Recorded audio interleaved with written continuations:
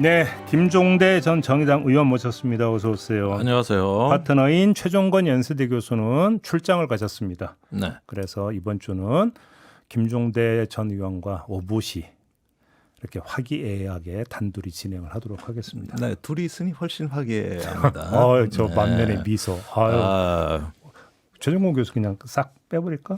아니 어차피 제가 곧 빠지기니까 나중에 최종건 교수하고 두 분이 하세요. 뭔도 뭐 곧 빠진다는 것도 무슨 망언이? 제가 연말에 좀 바빠서 연말까지. 무슨 네, 망언인 거 아시죠? 네. 네. 예라고 했습니다. 예. 네. 저 이거부터 좀 여쭤봐야 될 것 같은데 이재명 대통령이 어제 페이스북에 글을 올렸습니다. 예. 외국 군대 없으면 자주 국방이 불가능한 것처럼 생각하는 일각의 굴종적 사고를 비판했습니다. 네. 왜 이런 글을 올렸을까요? 예. 그 대목을 읽어드리면 중요한 건 이런 군사력, 국방력, 국력을 가지고도 외국 군대가 없으면 자주 국방이 불가능한 것처럼 생각하는 일각의 굴종적 사고입니다. 이 대목이거든요. 이것은 의존적 국방이냐 자주 국방이냐를 선명하게 양분하는 프레임입니다. 그러니까 미국하고 계속 의존해서 네. 이런 종속형 동맹으로 갈 거냐 아니면 이제 자율적인 어떤 국방을 할 거냐 이런 어떤 프레임이 선명하게 부각이 돼 있다는 거 이게 첫 번째고 두 번째는 용어인데 그 다음 패러그래프에 이런 말이 나옵니다. 강력한 자율적 자주국방이 현 시기 우리의 가장 중요한 과제입니다. 자율과 자주가 함께 나오네요. 예, 그런데 강력한 자율적 자주국방이라는 것은 제가 우리나라 정치인 중에 어떤 국방정책 중에 들은 가장 센 표현입니다. 그래요. 예, 노무현 대통령이 이제 자주국방이란 말을 했는데 그 당시에는 협력적 자주국방이라 그랬어요. 자율적이 아니라. 예, 협력적 자주국방이다. 처음에 자주국방이 협력적으로 바뀌면서 네. 이라크 파병도 하고 미국하고 협력하는 건 또 하겠다 그랬거든요. 그랬죠. 예, 그래서 유엔사도 강화하고. 근데 지금 이 강력한 자율적 자주국방은 그거보다 굉장히 더 나간 표현이거든요. 그러면은 지금 현직 대통령이 이 대선 때도 이런 표현은 없었어요. 그때 자주적 방위 기반을 확충하겠다 이런 말은 민주당 공보물에도 나오고 선거 공약에도 나옵니다. 그래서 자주국방이란 말 자체는 있었지만 오히려 이런 말도 집권 후에 중도 실형 노선을 겪으면서 다분히 희석화됐었거든요. 근데 돌연 이번에 가장 센 표현이 나왔다. 여기에 뭔가 배경이 있어 보입니다. 근데 이제 중요한 거는 이게 원론적인 이야기냐 맥락이 있는 것이냐 이걸 봐야 되는 거잖아요. 이게 이제 그 이른바 선빵. 미국이 그러니까 치고 나올 걸 대비해서 먼저 치는 이런 측면이 있습니까 없습니까? 있다고 봅니다. 이거는 제가 강력한 추론이다 이렇게밖에 말씀드릴 수밖에 없는데 뭔가가 있었던 거죠. 그러니까 뭐 예를 들어서 그러니까 방위비 분담금 올려달라고 할 거다. 뭐 주한미군 어떤 성격 바꿀 거다. 전략적 유연성 강조 얘기 우리 많이 했잖아요 이 자리에서. 많이 했죠. 근데 이게 사실은 종합개혁으로 그러니까 확정이 아직 안 됐던 거잖아요. 안 됐는데 9월 초에 이런 보도가 나온 적이 있어요. 미국의 그 엘브리지 콜비 국방 차관이 주도하는 국방 전략서 NDS라 그래요. 이게 발간이 됐다. 근데 비밀리에 발간을 한 다음에 그 초록을 동맹국에 회람을 시키고 있다. 예, 이 보도가 나온 적이 있죠. 그럼 그걸 보고 이 글이 올라갔을 가능성이 그렇죠. 있다? 여기서 이제 미국이 그 동맹국에 사전에 보낸 거 아닌가. 예, 이러면서 쭉 그 내용을 살펴보니 이거는 아주 급격한 주한미군의 재편을 예고하는 문서거든. 이 부분이 일단 강력한 충격으로 다가왔을 가능성이 높다. 예, 그리고 문서만 나왔겠느냐. 이걸 갖다 협의하는 과정에서 한국 정부하고 투명하게 상호 호혜적으로 협력적으로 토의해 오는 것이 아니라 일방적이다? 수직적으로 하향식으로 통보식이다. 이런 식으로 가려는 어떤 조짐들을 강하게 느꼈던 것 같다. 그래서 자율적 자주국방을 강조한 거다. 예, 거기에 대한 어떤 반응으로서 이런 추론이 하나가 가능하고 예. 또 그와 관련해서 마치 미국의 싱크탱크들이 무슨 반주를 넣듯이 주한미군 감축에 관한 어떤 그 보도나 주장이 최근 들어 쏟아져 나왔다는 겁니다. 대표적으로 이 방송에서도 다뤘습니다만 월스트리트 저널에서 5월 달에 주한미군 그 병력 4,500명을 감축한다. 이런 보도가 나왔는데 이게 뭐 부인은 됐지만은 오히려 그 뒤에 더 확산되는 경향을 갖고 있었다는 거. 그다음에 8월에 이재명 대통령이 한미 정상회담하려고 미국에 출국할 때, 네. 그 일본 거쳐 가실 때, 그때 그 전용기한의 기자간담회에서 미국의 전략적 유연성의 요구에는 동의할 수 없는 부분이 분명히 있다. 이러면서 굉장히 어떤 그때 당시에도 미국 측의 어떤 그 개편 의도에 대해 가지고 거리두기가 있었거든요. 네. 네.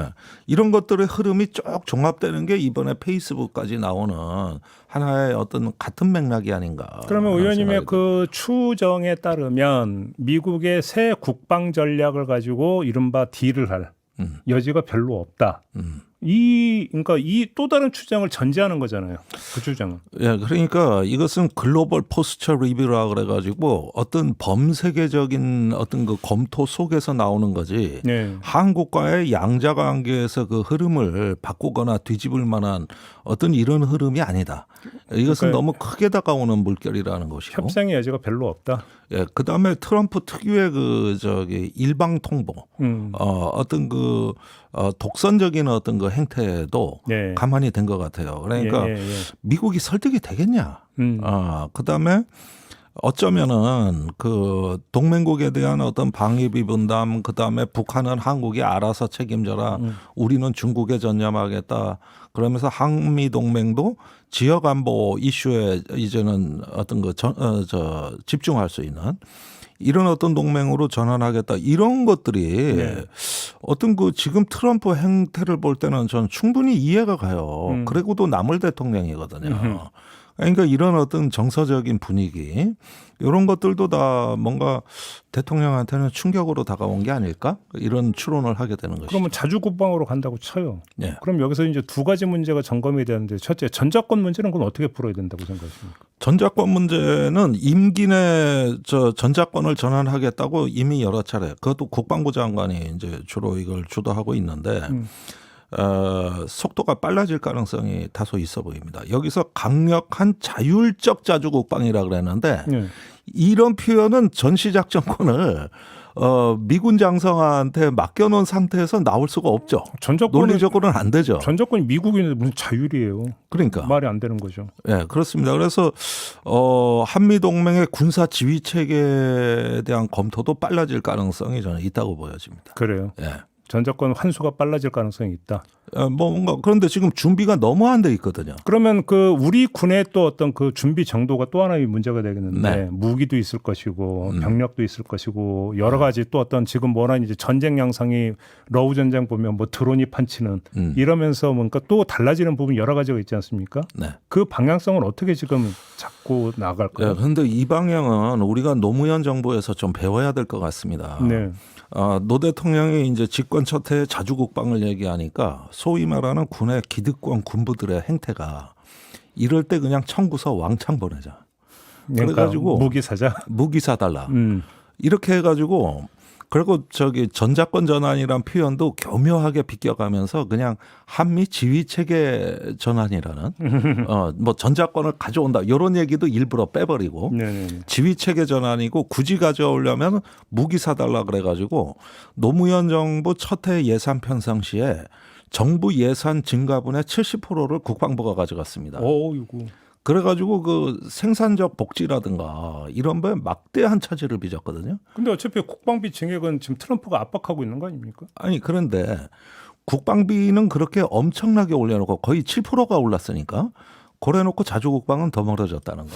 요게 노무현 정부 초기에 우리가 봤던 모습이에요. 그러면 제 예상은 뭐냐면은 대통령이 이렇게 얘기하면은 즉각 국방부에 이제 앞으로 TF 같은 게 생겨가지고 일단 무기 목록부터 쭉 뽑습니다. 그러면 수십 수백 조가 나옵니다. 예, 그러면 지휘 체계를 하고 군구조 개편을 해야 되는데 요거는 또 슬쩍슬쩍 미루는 거죠. 아니 무기 체계가 첨단화되면 군 지휘 체계도 당연히 첨단화로 바뀌어야 되는 거죠. 그런데 예를 들면 이런 거 한번 예를 들어보세요.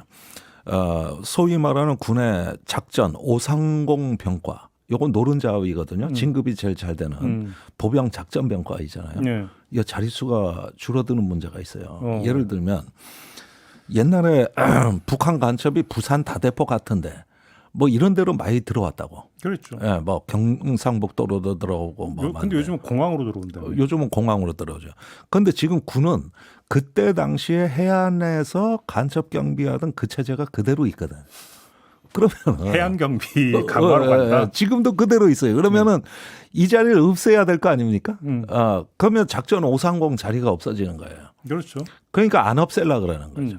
그러니까 군 구조는 여전히 경계와 관리에 치중하는 구닥다리 재래식 군대로 남겨놔야 이 자릿수가 유지가 된다 이겁니다. 그러니까 그 사이에 국방비가 세계 5위까지 치솟는 동안에도 군 구조나 참모 조직은 천편일률적으로 변한 게 없거든요. 철바통 보호 논리는 딱 나오는 거죠. 아니 안보의 그 가정이 어디 있냐. 만반의 대비 태세를 다해야지. 공항으로 들어온다고 해안으로 안 들어온다는 보장이 있냐. 네가 그러니까. 어떻게 책임질래?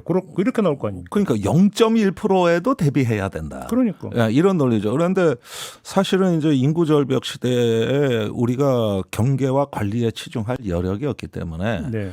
해양 경비를 해경에 넘겨주면 안 됩니까? 해경에 일반 경찰하고 네네네. 해경에 예. 이런 식으로 이제 군은 아웃소싱을 하고 예. 전투 발전에 전념을 해야 되는데 예를 들면은 이스라엘 같은 경우 인구 1,000만도 안 되는 나라에 지금 군사력이 이란, 예멘, 카타르, 가자지구 몽땅 쓸고 있잖아요. 그렇죠. 이런 식의 어떤 군대는 우리는 왜 흉내조차 못 내고 여전히 그냥 총 들고 보초 쓰는 군대로. 그러니까 격이 다른 거예요. 이런 면에서 이제 대전환이 요구되는데 그걸 하겠냐. 그리고 계속 무기 사달라 그런다. 이러다가 이제 저 전자권 전환은커녕 뭐 이제 어떤 기존 군대를 유지하기에도 벅찬 예. 완전한 관리형 군대로 전락할 수도 있는 것이죠. 근데 아무튼 이재명 대통령의 페북을 보면 국방비를 늘리고 사기 높은 스마트 강군으로 재편하고 방위 산업을 강력히 육성하고 안보 외교 강화로 다자안보 협력 세계를 확보하는 것. 자주국방의 구체적 방법으로 이 얘기를 하던데요. 네. 그러니까 AI 드론 같은 경우는 너무나 혁명적 변화라서 우리가 우크라이나나 가자 지구 전쟁이나 최근에 나타나는 전쟁 양상에 완전히 어떤 문명사적 전환을 사실은 목격하고 있습니다.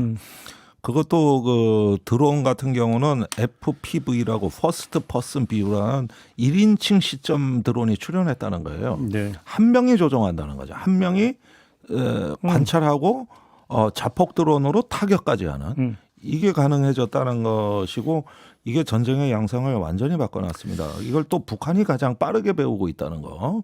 알겠습니다. 거기에 이제 인공지능. 그러니까 아마 대통령께서 이왕 이 말씀을 하셨다면은 우리 군에 대한 어떤 구조 개편을 혁명적으로 지금 설계해야 돼요. 이런 부분들을 하려면 국방개혁위원회가 대통령 직속으로는 적어도 운영이 돼야 가능한 일이고. 위원 한 명 여기 계시네. 아니 그런데 지금 뭐 국방부 차관이 혼자 다 한다고 내부 인사들 갖고 깔짝거리고 있으니 내가 아주 속이 터질 노릇이죠. 알겠습니다. 이건 이 정도로 하나만 더 여쭤보겠습니다. 앞서서 잠깐 언급을 했는데 이재명 대통령이 BBC에 언급을 했는데 북핵 동결을 얘기를 했어요. 핵 동결을. 네. 자, 근데 제가 궁금한 게 이것도 자주국방을 이야기한 것처럼 혹시 트럼프 행정부의 동태를 감지를 하고 비핵화가 아니라 핵 동결을 이야기한 것으로 혹시 해석할 여지가 있다고 보십니까? 어떻습니까? 예, 한쪽으로는 자주국방을 하지만 예. 한쪽으로는 안보 위협을 줄여야 되는 거거든요. 당연하죠. 이런 면에서 일단 균형을 좀 잡아야 되는데 이재명 대통령이 이제 이상적인 어떤 그 목표가 아니라 현실적인 방법을 찾자 하면서 일단 단기적으로는 북한의 핵동결 합의를 미국과 북한이 합의하면 수용하겠다. 그러니까 여기에서 우리가 이 핵동결을 우리 정책이 아니라 어떤 미국과 북한이 그런 어떤 합의를 하면 우리는 수용하고 단지 그 조건은 장기적으로는 비핵화로 가야 된다. 근데 이제 바로 그건데 예. 북미가 핵 동결에 합의를 하면이잖아요. 예. 그럼 합의를 위한 뭔가 움직임이 있느냐 이거지. 근데 이제 그 어제 최고인민회의 그 연설에서 김정은 위원장이 저 미국이 비핵화라는 망상만 털면 대화 못할 이유가 없다. 딱 맞춰서 나왔어요. 어떻게 이렇게 동시에 나옵니까? 그러니까 이게 우연의 일치일까? 예. 그러니까요. 얘기가 나왔고 예. 그다음에 그 이전에 그 트럼프의 북한에 대해서 내가 김정은하고 친하다 그러면서 북한을 핵 보유국이라 그랬습니다. 지금 이게 미국 대통령뿐만 아니라 관리들이 계속 이런 표현을 쓰거든요.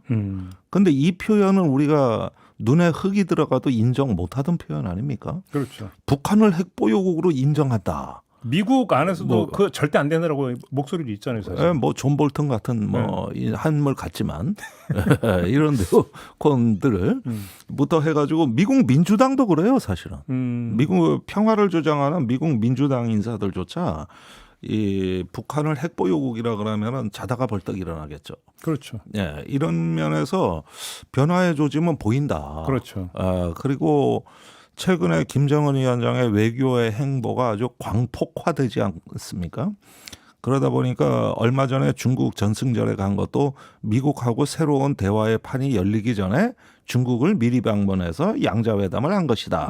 이런 해석도 있다는 걸 기억할 필요가 있겠습니다. 그러면은 대화에서 비핵화를 하나의 어떤 목표 이전의 과정으로 이해하자. 하나의 어떤 단계론으로 보자는 것이죠. 그래서 1단은 동결, 2단계는 감축, 3단계가 비핵화. 이렇게 가는 건데 이거는 이재명 대통령이 이전에 여러 차례 얘기했던 겁니다. 네. 이렇게 보면은 무언가 남북한과 미국 사이에서도 이제는 또 새로운 전략적인 대화의 판이 열릴 수 있는 하나의 어떤 버퍼링 단계? 이런 어떤 그 느낌도 좀 드는 것이죠. 통상 문제에 이어서 안보 문제가 통상 문제급으로 크게 지금 아마 그 제기될 것 같다는 조짐이 네. 여기저기 좀 나오고 있는 것 같습니다. 그렇습니다. 네, 그 정도로 좀 정리를 하고요. 이것도 좀 마저 짚어야 되는데 조금 전에 뭐 책 쓴다 이런 얘기를 하셨는데 아마 그것도 이거와 관련이 있는 걸로 제가 알고 있는데 내일 모레 윤석열 전 대통령이 내란 특검에 소환되게 돼 있습니다. 그렇습니다. 안 갈 것 같긴 하지만 안 와요. 100%안 옵니다. 근데 아무튼 이 하겠다라고 하는 게 뭐냐면 외환죄 수사예요. 네. 그러면 외환죄 관련해서 거의 지금 내란 특검의 수사가 마지막 단계에 와 있다. 일단 이렇게 봐야 되는 거 아니겠습니까? 그렇죠. 아무래도 이제 윤 대통령에 대한 소환은 조사의 마지막 단계고 그 사이에 이제 군 실무자들, 사령관들, 그 다음에 합참 작전본부장이나 의장 네. 다 조사했거든요. 전부 조사했는데 지금까지 어떤 그 의미 있는 뭐 기소라고 할 만한 건 크게 없었어요. 그렇죠. 지금까지 이렇게 뭐 구속영장도 기각됐고 그 대표적으로 김용대 드론 작전 사령관, 드작 사령관. 이게 뭔가 제대로 되는 건가? 이게 조금 우리가 약간 좀 의아해하는 시점이었거든요. 그러면서 이제 윤석열 대통령 소환이 새로운 출구 전략인가? 아니면 마무리 단계인가? 아니 그러니까 제가 왜 여쭤보냐면 외환죄 관련해서는 키맨이 지금 노상원이잖아요. 네. 근데 노상원과 관련해서 그러니까 플리바게닝 얘기가 나왔던 게 노상원 때문이라는 얘기는 많이 나왔고 네. 공식 보도까지 나왔어요. 그럼 그 얘기는 노상원이 일체 입을 안 열고 있다는 얘기가 되는 건데 네. 그런 상태에서 뭔가 급진전이 있지 않았다라면 윤석열 전 대통령은 내일 모레 부른다고 해서 뭐가 그러니까 더 진전이 있을 수 있느냐 이 문제가 점검이 돼야 되는 거잖아요. 근데 그 윤 대통령에 대한 조사가 이루어지려면 그때 당시 안보실도 미리 조사가 됐어야 되거든요. 그렇죠, 당연히. 뭐 김태효 안보실 1차장이라든가 그렇지. 신원식 안보실장이라든가.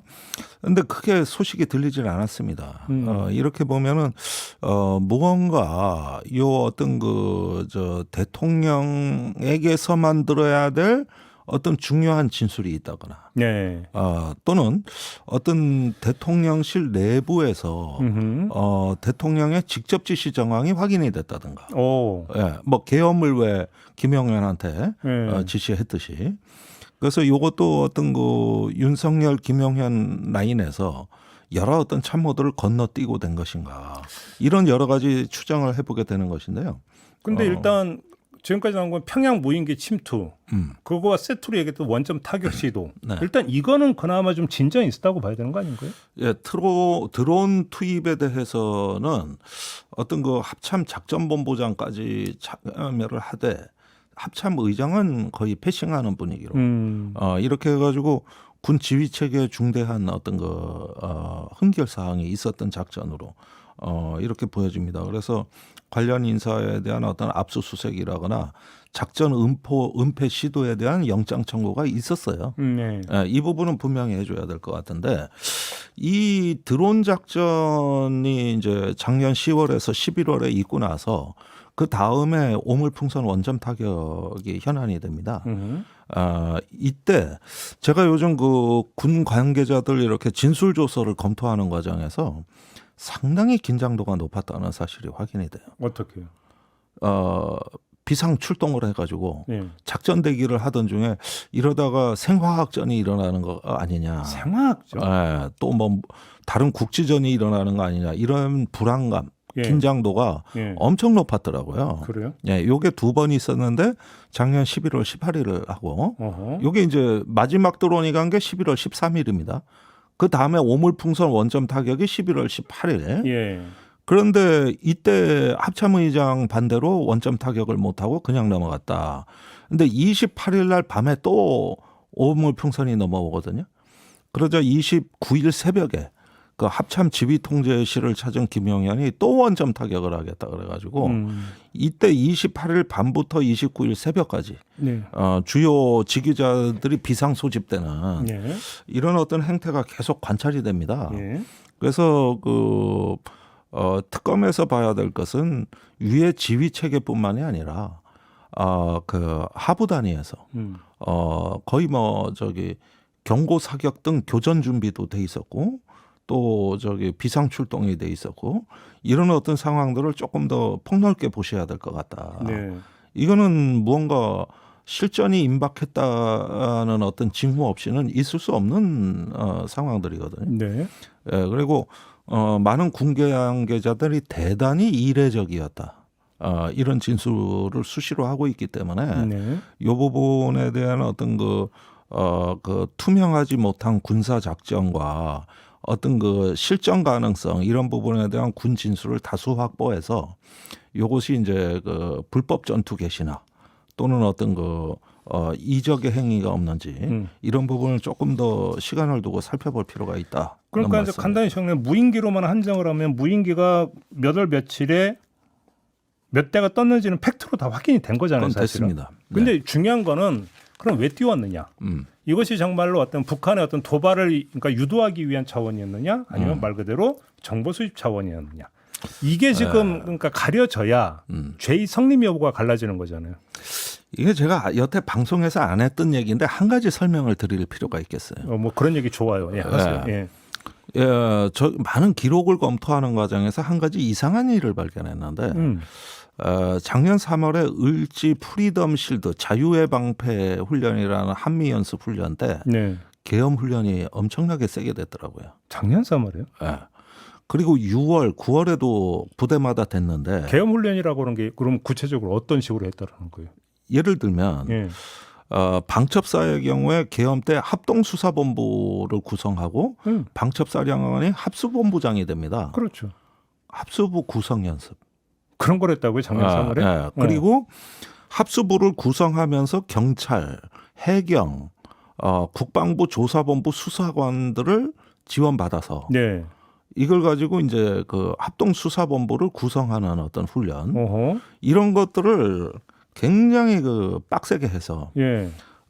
이게 실제로 계엄 때 효과를 봅니다. 어허. 실제로. 예. 그 다음에 복장도 바꿉니다. 그 이전에는 방첩수사단, 방첩사 산하의 방첩수사단은 사복을 입고 하는 활동이었거든요. 그런데 이제 흑복이라 그래가지고 대테러 임무를 하는 검은 옷으로 임무 수행복을 바꾸고 그때 국회에 투입됐던 그런 복장 같은 그게 실제 계엄 때 나타난 거예요. 그대로 나타난 그대로. 네, 그래서 이런 부분에 대해서 제가 군 법무관들한테 자문을 구해봤는데 우리나라에서 전쟁이 일어나면은 굳이 계엄을 선포 안 하더라도 비밀로 분류된 전시범령들이 촘촘하게 마련돼 있다는 거예요. 네. 그러면은 국민 전시정부로 전환하고 국민을 동원하고 또 군사작전을 지원하는 게 법체계가 다 있어서 이제는 계엄이 실효성이 없어졌는데 네. 이 합참 계엄과를 비롯해 관련 부서들이 죽어라고 계엄을 연습한다. 그런데 그 내용 중에 언론 통제, 정치 활동 금지 이런 걸 마구마구 시나리오에 집어넣어가지고 오히려 국민과 함께 극복해야 될 국가 위기를 국민을 어떤 감시하고 적으로 돌리는 연습을 하고 있더라. 네. 이게 어떤 시대착오적이다. 그런데 그런 연습들을 무지무지 많이 했다는 아니 거죠. 작년 3월에 실제로 계엄 연습을 했다면 계엄 모의의 시작점은 사실은 특검이 지금 파악하고 있는 것은 작년 3월이라고 했는데 더 거슬러 올라가야 되는 거잖아요. 그러면. 아니 작년 3월에 물질 프리덤 쉴드 훈련이 있었으니까. 아니 쉽게 말하면 구상 단계에서 모의는 그 전이라고 봐야 되는 거잖아요. 그러니까. 연습을 했다면. 예, 그리고 계엄 실무 편람도 이때 다 바뀌고 여러 가지 어떤 변화가 굉장히 심합니다. 그래서 적어도 1년 전에는 워밍업이 시작이 됐다. 그러네. 예, 이런 부분들이에요. 그러니까 자, 이걸 제가 설명드린 이유는 이겁니다. 이렇게 계엄 연습을 다각도로 하고 어떤 그 계획을 정비했는데 이제 명분이 필요했던 것이죠. 그러면은 만약에 한반도에 긴장이 고조되면 북한과 어떻게 싸울 것인가를 대응하는 계획이 아니고 국민을 어떻게 통제할 것이냐. 그러면 언론사, 정치권, 또는 뭐 주요 어떤 여론 형성의 중추 이런 것들인데 이 과정에서 여인영 사령관이 이상한 짓을 합니다. 방첩사 유튜브를 만들어라. 예, 그 얘기 나왔었죠. 이 얘기를 이것도 제가 한 얘기죠. 그러면서 인지전을 준비해라. 인지전. 커그니티브 워페어라 그러면서 고지전은 들어봤는데 인지전은 뭐예요? 사람의 마음의 공격인데 여론 공격인데 이 부분도 상당히 여론 공작이에요. 그러니까 한마디로 그렇죠. 그러니까 그때 이게 뭔 소리지 할 거 아닙니까? 네. 부대원들이 그러니까 댓글 공작을 하자는 게 아니다. 댓글 공작을 하자는 게 아니고 그거보다 한 차원 높은 거.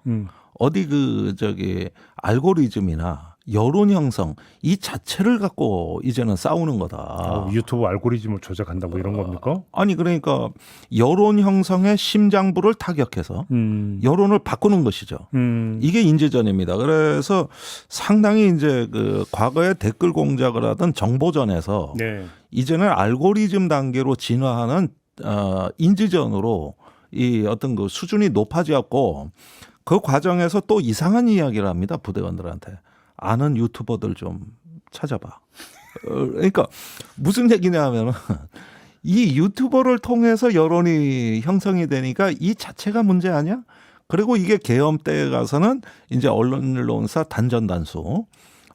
그러면서 이 어떤 그 여론에 대한 계엄 선포는 양을 늘리고 그러니까 물리적 공간의 쿠데타는 줄이고 비물리적 공간의 쿠데타의 범위는 넓히는 말하자면 21세기형 디지털 쿠데타를 꿈꿨다. 이게 바로 이제 방첩사에서 여러 가지 정황이 나오는 거예요. 그러니까 이런 어떤 그 사고의 발전, 이런 어떤 인지전이라는 게 윤석열 대통령의 부정선거 음모론을 군에서 흡수하는 일종의 수용체 역할을 했다.